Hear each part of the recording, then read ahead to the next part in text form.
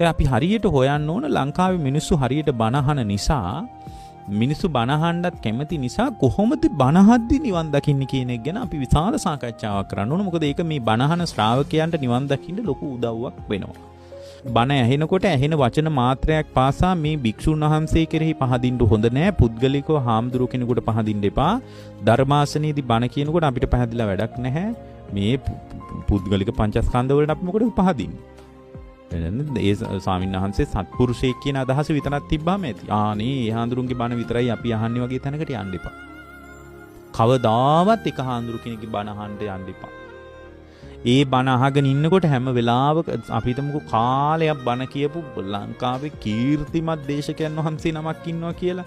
ඉතින් හැම කෙනෙක්ම ගරු කරන හේම කෙනෙක්ගේවත් කතාවක් ඕනෑවට වඩා ඔළුවට ගන්න එපා. මූලික වශයෙන්ම බුදුරජාණන් වහන්සේටම පහදින්න. අපිට බුදුරජාණන් වහන්සේ වදාළේ පුද්ගලයෙක් විදිහට සරණ යනවා නම් ශාස්ත්‍රුණන් සරණ යන්න විතරයි. මේ පුද්ගලික පංචස්කන්ධ සරණ ගිහින්නම් කාටවත් නිවන් දකින්න බෑ. පුද්ගලයෙක් විදියට සරණ යනවා නම් පින්වත්නි බුදුරජාණන් වහන්සේ විතරක්ම සරණ යන්න. කොච්චර බණ කිව්වත් ස්වාමීන් වහන්සේ නමකට බණ කියන්න පුළුවන් පොත් බලලා. මේ පොත්වල ඕන තරම් ධර්මයේ තියෙනවා. වචන හොඳට කතා කරන්න පුළුවන් නම් ඒ කුසලතාවයේ තියෙනවා නම් බණ කියන්න පුළුවන්. ඒ බණ කියන එකෙන් නිගමනයට එන්න එපා. මේ හාඳුරු දැන්නේ කෙලෙස්. මේ හාඳුරු සෝතාපන්නයි කියලා එහෙම නිගමනයකට එන්න එපා. ඇයි? ඒ සෝතාපන්නකම හෝ සකු르දාගාමිකම හෝ අරහත් ඵලයේ ඒ භික්ෂුවගේ තියෙනවනේ. ඒක පුද්ගලිකව දෙයක් එයාට. ඒක අපිට අදාළ නෑ. ඒක පුද්ගලික දෙයක්. එතකොට මේ භික්ෂුවගේ පුද්ගලික තත්ත්වය. ඒ නිසා අපිට ඒක වැදගත් නෑ. හැබැයි අපිට ඒක පුද්ගලිකත්වයේ වැදගත් එක තැනක් තියෙනවා. මොකද්ද? පුද්ගලයෙක් විදියට බුදුරජාණන් වහන්සේ හැර අපිට කවුරුවත් වටින්නේ නෑ. ඒතකොට ධර්මයේ ASCII පුද්ගල පැහැදීමකට යන්නේ නැතුව ශාස්ත්‍රුන් වහන්සේ කෙරේ පැහැදීමින් ධර්මය අහන්න ඕන. බුදුරජාණන් වහන්සේ වදාළේ පුද්ගලයෙක් විදියට ශාස්ත්‍රුන් වහන්සේ සරණ යන්න විතරයි.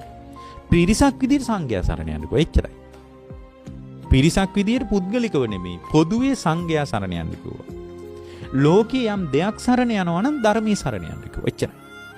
අන්නෝයි තිසරණියට දිවි පුදාගෙන ධර්මය අහන්න ඕනේ. ඒක තමයි අතීතයේ ඉඳලම ස්වාමීන් වහන්සේලා බණ කියන්න කලින් තිසරණී සමාදන් කෙරුවේ.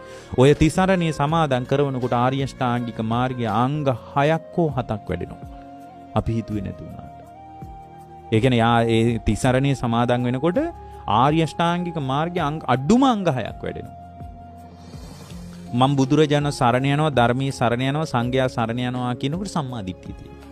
සම්මා දිට්ඨිය නැති මිනිහෙකුට ඒක කරන්න බෑ. භාග්‍යවතුන් වහන්සේ විශ්වාස කරන එක සම්මා දිට්ඨිය. උන්වහන්සේ වදාළ ධර්මයේ විශ්වාස කරන එක සම්මා දිට්ඨිය. චතුරාර්ය සත්‍යයෙන් ලෝකේ බලන එකනේ සම්මා දිට්ඨිය කියන්නේ. නිතර බණ අහන්න එකම බණ හරි නිතර අහන්න ඕන. චිත්ත ඒකාග්‍රතාවය